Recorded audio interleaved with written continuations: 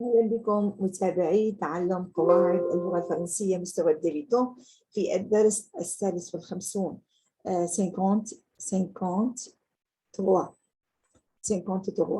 هذا الدرس سيكون حول لا نيغاسيون النفي، وهو الدرس الثاني. الدرس الأول تعلمنا كيف نعمل صيغة النفي باستخدام نو و با، نو قبل الفعل و با بعد الفعل. الآن سنتعرف على صورة متقدمة للنفي ما بستخدم فيها البا، بستخدم فيها كلمات أخرى بتدل على البا.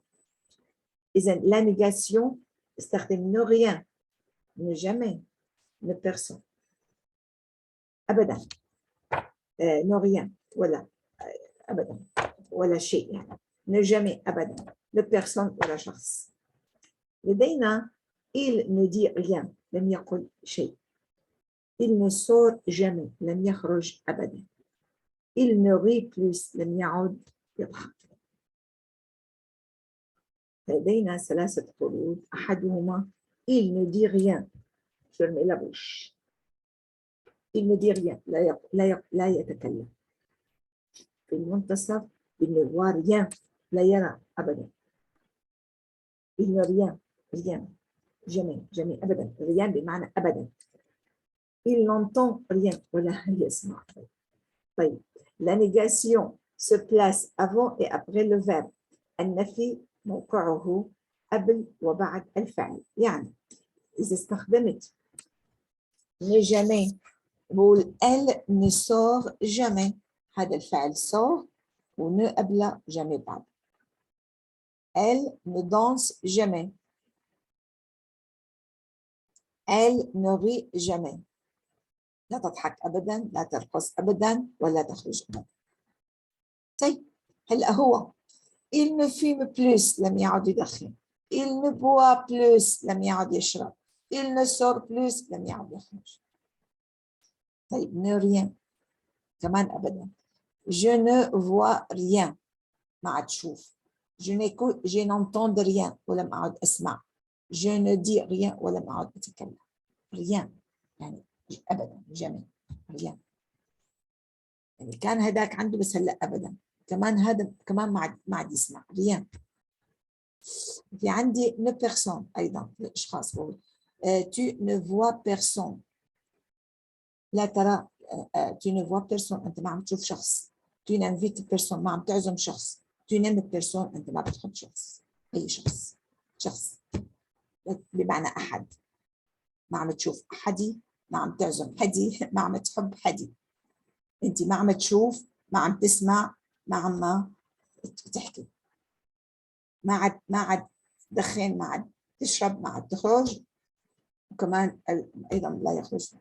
هلا إذا كان عندي بيرسون وغيان استعملناهم كسوجي d'un verbe sont seulement suivis par ne. يعني إذا استعملناهم لريان وبيرسون بموقع السوجي لفيرب، ساعتها وقت بدي أنفيهم النفي ما في، ساعتها موجود بيرسون وريان، ما بحاجة استعمل شيء ثاني. كل ما بستعمل ne، بستعمل فقط ne. والبيرسون ne parle، ولا حد يحكى. personne ne parle، rien ne bouge، ولا حد يتحرك. rien ne bouge، personne ne parle. بنقول ملاحظة dites personne n'est venu، أو personne لم يأتي، ولا أحد أتى، ولا أحد أتى. بس يكون على فكرة personne n'est venu، لأن ne مع الأ، يعني هي personne مثلا ne لأن باسي كومبوزية فيرب avoir على حسبه، فبتاخد الأبوستروف ولا هي مثل هاي. n'est venu، n'est venu ما في pas. ou personne n'est pas venu، non ما في pas، jamais personne n'est venu. درس بسيط وحلو عم يعرفني كيف أنا بقدر استعمل النيغاسيون النفي بكلمات أخرى غير pas، بغيان، بجامي، ببلوس، بيرسون. بس كتير مفيد وأنا عملتها. نرجع نشوف النيغاسيون كله المذكور بالكتاب بالصفحات التالية. أول ما عرفني عن النيغاسيون وإن موقعه ذكرني فيه. بعدين 52 كان إذا كان في عندي هون نفي في حال ما في ارتكل للنوع اللي بعد اللي جاي بعد الاسم اللي جاي بعد الفعل.